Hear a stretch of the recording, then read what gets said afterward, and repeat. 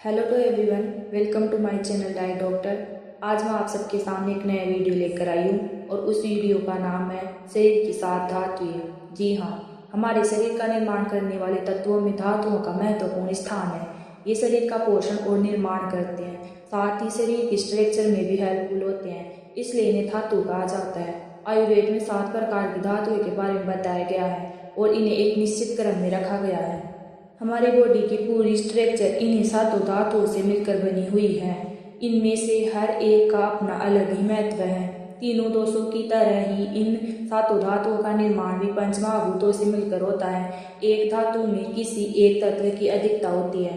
तो आइए जान लेते हैं सबसे पहले 7 धातुओं के नाम। उन धातुओं में से पहली धातु है रस धातु, जिन्हें हम प्लाज्मा भी कहते हैं। दूसरी धातु है रक्त यानी ब्लड। तीसरी धातु है मांस, इसमें मांसपेशियां आती है। चौथी धातु है मेद, इसमें फैट और वसा आती है। पांचवी धातु है अस्थि, इसमें शरीर की हड्डियां आती है। छठवीं धातु है मज्जा, बोन मैरो। और सातवीं और अंतिम धातु है शुक्र, इसमें रिप्रोडक्टिव टिश्यू आते हैं यानी प्रजनन संबंधी ऊतक। अब जान लेते हैं इन धातुओं का निर्माण कैसे होता है।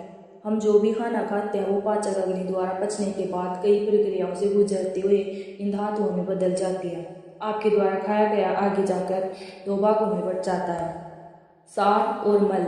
सार का मतलब है भोजन से मिलने वाला पोषक तत्व और ऊर्जा, जिससे हमारा शरीर ठीक ढंग से काम कर सके।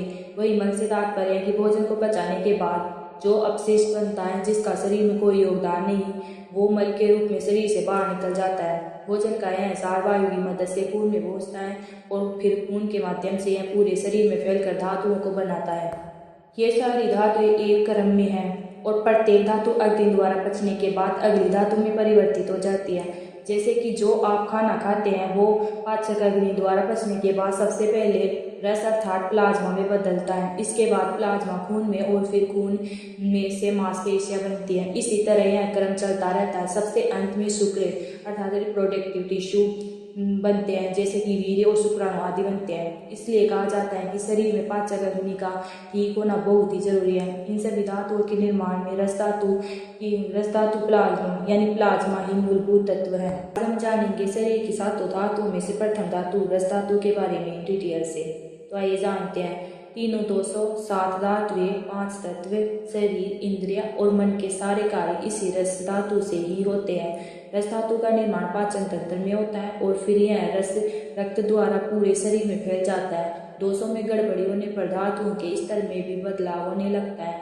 दोष में अनबैलेंस आदि धातु को प्रभावित करता है तो रोग की उत्पत्ति होते हैं। जिस धातु के दूषित होने से रोग की उत्पत्ति होती है वह रोग उसी धातु के नाम से जोड़कर बोला जाता है। जैसे रस धातु के दूषित होने से रसज रोग होता है। अब जानते हैं रस धातु के कार्य। इस रस का मुख्य काम तृप्ति करना है। यह संतुष्टि और प्रसन्नता प्रदान करता है और अपने से अगली धातु यानी रक्त का पोषण करता है। अब जानते हैं रस धातु के बढ़ने के लक्षण क्या क्या है। रस धातु में बढ़ोतरी होने के कारण कफ प्रकोप के समान लक्षण प्रकट होते हैं, जैसे कि पाचन शक्ति की कमी, जी मचलाना, ज्यादा लाल पड़ना, उल्टी, सांसों से जुड़े रोग और खांसी आदि रोग होते हैं। अब जानते हैं रस धातु में कमी के लक्षण। रस धातु में बढ़ोतरी की तरह ही कमी होना भी सेहत के लिए हानिकारक है और इससे निम्न लक्षण उत्पन्न होते हैं, जैसे कि मुंह का सूखना, थकान, भूखापन, दिल में दर्द और धड़कन तेज होना, तेज सांस से चलना आदि रस धातु के कमी के लक्षण हैं। अब जान लेते हैं रस धातु के अनबैलेंस होने से होने वाले रोग। बॉडी में रस धातु की वृद्धि से कई तरह की प्रॉब्लम्स होती हैं, जैसे कि भूख ना लगना, कुछ भी अच्छा ना लगना, मुंह का स्वाद बुरा होना, बुखार, बेहोशी, पाचन शक्ति में कमी, त्वचा पर झुर्रियां। अब जान लेते हैं ट्रीटमेंट। रसज रोगों के लिए इसके इलाज के लिए केमिकल्स और ताकत देने वाली औषधियों का यूज करना फायदेमंद माना जाता है।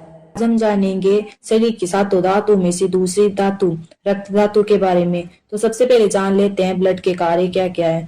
रक्त हमारे शरीर का सबसे इम्पोर्टेंट ऑर्गन है। इसकी मदद से बाकी सभी ऑर्गन्स को पोषण मिलता है। यह धातु रंग को निखारता है और बाकी इंद्रियों से जो भी ज्ञान मिलता है वह भी रक्त के कारण ही पॉसिबल है। रक्त से आगे चलकर मांस धातु बनती है। रक्त में ही सभी धातुओं के पोषक तत्व मिले हुए होते हैं। जानते हैं रक्त धातु बढ़ने के लक्षण क्या क्या है।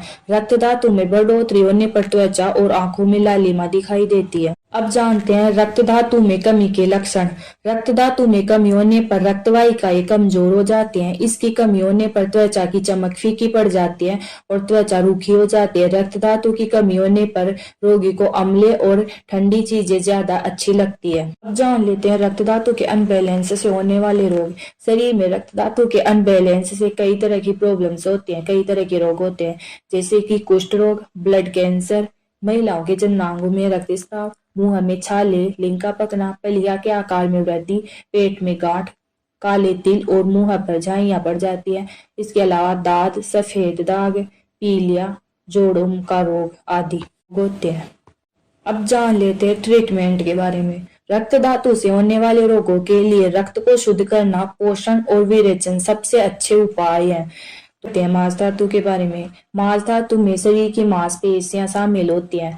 मांस धातु के कार्य के बारे में जान लेते हैं। मांस धातु का मुख्य कार्य है लेपन, अर्थात हमारी मांसपेशियों का निर्माण करना। जैसे किसी मकान को बनाने में सीमेंट या मिट्टी से लेप किया जाता है, वैसे ही शरीर के निर्माण में मांसपेशियों का लेपन होता है। मांसपेशियों से शरीर को शक्ति मिलती है और ये शरीर के पूरे ढांचे को सुरक्षा प्रदान करता है। अब जान लेते हैं मांस धातु बढ़ने के लक्षण क्या क्या है। शरीर में मांस धातु के बढ़ने से गर्दन, हिप्स, गालों, जांघों, टांगों, पेट, छाती आदि में अंगों में मांस बढ़ने से मोटापा बढ़ जाता है। इससे शरीर में भारीपन आता है। इसके अलावा मांस ज्यादा बढ़ जाने पर घी, तेल, वसा और चिकना युक्त चीजों का सेवन नहीं करना चाहिए। इसके अलावा व्रत रखना, योग और एक्सरसाइज को अपनी आदतों को अपनी जीवन शैली में शामिल करना चाहिए। अब जान लेते हैं मांस धातु की कमी के लक्षण क्या क्या है। मांस धातु की कमी से अंगों में दुबलापन, शरीर में रूखापन, शरीर में कुछ चुभने जैसा दर्द और रक्त वाहिकाओं के कमजोर होने जैसे लक्षण नजर आने लगते हैं। अब जान लेते हैं मांस धातु के अनबैलेंस से होने वाले रोग। शरीर में मांस धातु के अनबैलेंस से जांघों के मांस में वृद्धि होने लगती है, गले की ग्रंथियों के आकार में वृद्धि होने लगती है। इसके अलावा जीभ, तलवे और गले में गांठें होनी शुरू हो जाती है। हम जानेंगे मेद धातु के बारे में। मेद धातु का तात्पर्य हमारे शरीर में मौजूद वसा या फैट से है। वसा का हमारे शरीर में महत्वपूर्ण रोल है। अब जान लेते हैं मेद धातु के कार्य क्या क्या है। इस धातु का मुख्य काम शरीर में चिकनाहट और गर्मी लाना है। यह शरीर को शक्ति, सुरक्षा, दृढ़ता और स्थिरता देता है। अब जानते हैं मेद धातु के वृद्धि के लक्षण क्या क्या है। शरीर में मेद धातु बढ़ जाने से गले की ग्रंथियों में बढ़ोतरी होने लगती है, पेट का आकार बढ़ने जैसे कि लक्षण नजर आने लगते हैं। इसके अलावा थोड़ी सी मेहनत करने पर थक जाते हैं। स्तन और पेट का लटकना, शरीर से दुर्गंध आना मेद धातु के मुख्य लक्षण है। अब जान लेते हैं मेद धातु में कमी के लक्षण क्या क्या है। शरीर में मेद धातु की कमी होने पर भी कुछ लक्षण नजर आते हैं, जैसे आंखें मुरझाना, बालों और कानों में रूखापन, पेट व शरीर के बाकी अंगों का पतला होना, पलिया में वृद्धि आदि मेद धातु की कमी के लक्षण हैं। मेद धातु की कमी से होने पर मांसाहारी रोगियों को वसायुक्त मांस खाने का मन करता है। अब जान लेते हैं मेद धातु के अनबैलेंस से होने वाले रोग। मेद धातु के बढ़ जाने से कई तरह के रोगों का खतरा बढ़ जाता है, जैसे कि हाथ पैर में जलन, बालों का उलझना या जटाएं बन जाना, मुंह, गला और तलवे सूखना, आलस, बहुत अधिक प्यास लगना, ज्यादा पसीना निकलना और इसके अलावा शरीर में जलन और शरीर सुन्न पड़ना आदि इनके प्रमुख लक्षण है। ये सब रोग हैं। अब जान लेते हैं ट्रीटमेंट के बारे में।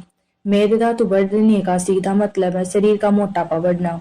इसके लिए आपको अपनी जीवन शैली में सही बदलाव लाकर मोटापे को कम करने के प्रयास करने चाहिए। इसके लिए व्रत रखें और योग करें। अगर मेद धातु की कमी हो गई हो तो घी, दूध और वसायुक्त चीजों का सेवन करें। हम सातों धातुओं में से पांचवी धातु यानी अस्थि धातु के बारे में जानते हैं, तो आइए शुरू करते हैं। हमारे शरीर का ढांचा हड्डियों से ही निर्मित होता है। इसी के आधार पर शरीर व उसके अंगों के आकार का निर्धारण होता है और शरीर खड़ा रहता है। अब जानते हैं अस्थि धातु के बढ़ने के लक्षण और रोग। तो आइए जानते हैं। शरीर में अस्थि धातु के बढ़ने से हड्डियों का आकार सामान्य से अधिक मोटा और बढ़ा हुआ होने लगता है।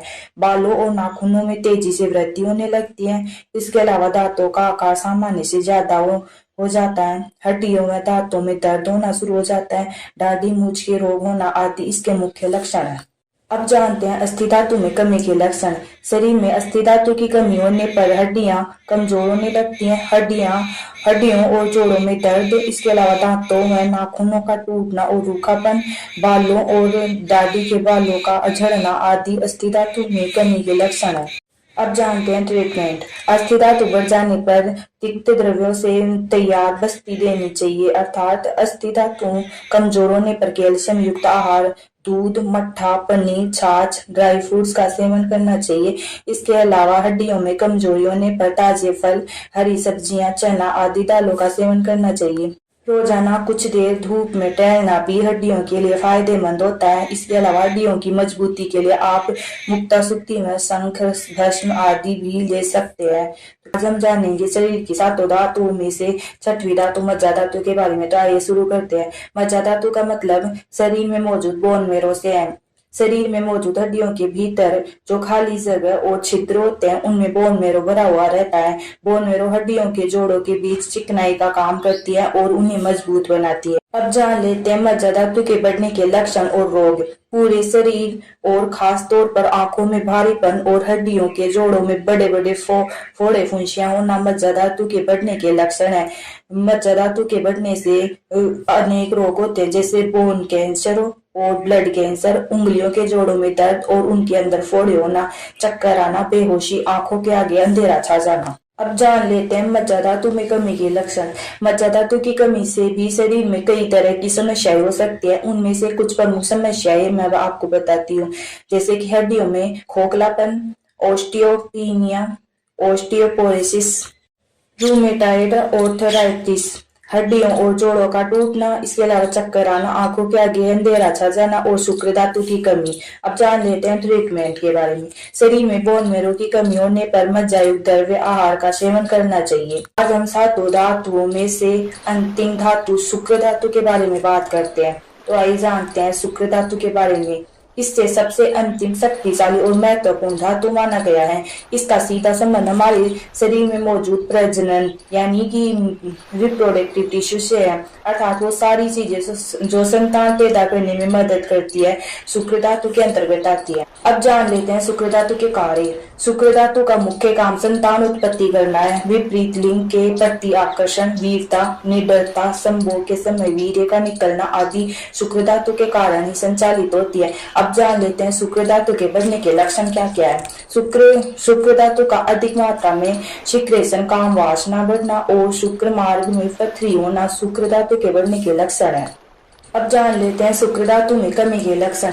शरीर में शुक्र धातु की कमी होने से कई तरह के लक्षण नजर आने लगते हैं, जैसे कि शरीर में कमजोरी, मुंह का सूखना, एनीमिया, थकान, अपुष्टता आदि शुक्र धातु की कमी के लक्षण है। इसके अलावा अंडकोश में तेज दर्द, लिंग में जलन होना भी शुक्र की कमी के लक्षण है।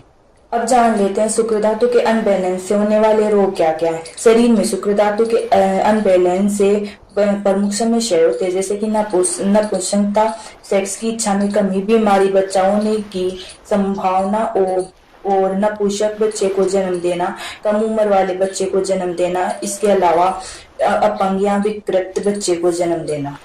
अब जान लेते हैं ट्रीटमेंट के बारे में। शरीर में शुक्र ज्यादा होने पर उपवास, पूजा पाठ और संतुलित आहार का सेवन करना चाहिए। इसके अलावा शुक्र धातु की कमी होने पर शुक्र बढ़ाने वाली चीजों का और मधुर रस वाली शुक्र पुष्टिकर औषधियों का सेवन करना चाहिए। अब जान लेते हैं सप्त धातुओं की वृद्धि और कमी के बारे में। इन सप्त धातुओं की वृद्धि और कमी पाचक अग्नि की स्थिति पर निर्भर करती है। 13 प्रकार की अग्नियों में 7 धातु अग्नियां प्रमुख है। अगर ये 7 धातु अग्नियां से बैलेंस में है तो समझिए कि सातों धातुएं भी समावस्था में रहेंगी। यदि ये अग्नियां बढ़ी हुई है तो धातुओं की कमी होने लगेगी। ऐसा इसलिए होता है क्योंकि तीव्र होने की वजह से ये अग्नियां धातुओं का पाचन अधिक मात्रा में करेंगी, और इसके विपरीत अगर ये धातु अग्नियां कमजोर हैं तो इनमें धातुओं का पाचन ठीक से नहीं हो पाएगा। इस वजह से धातुओं में बढ़ोतरी होने लगेगी। किसी एक धातु में वृद्धि या कमी होने पर उसके आगे वाली धातु में भी वृद्धि या कमी के लक्षण नजर आने लगते हैं। इसलिए धातुओं को बैलेंस रखने के लिए धातु अग्नियों का बैलेंस अवस्था में होना बहुत ही जरूरी है। तो कैसी लगी आपको मेरी सप्त धातुओं की जानकारी? अगर अच्छी लगी हो तो वीडियो को लाइक, शेयर और कमेंट कर सकते हैं।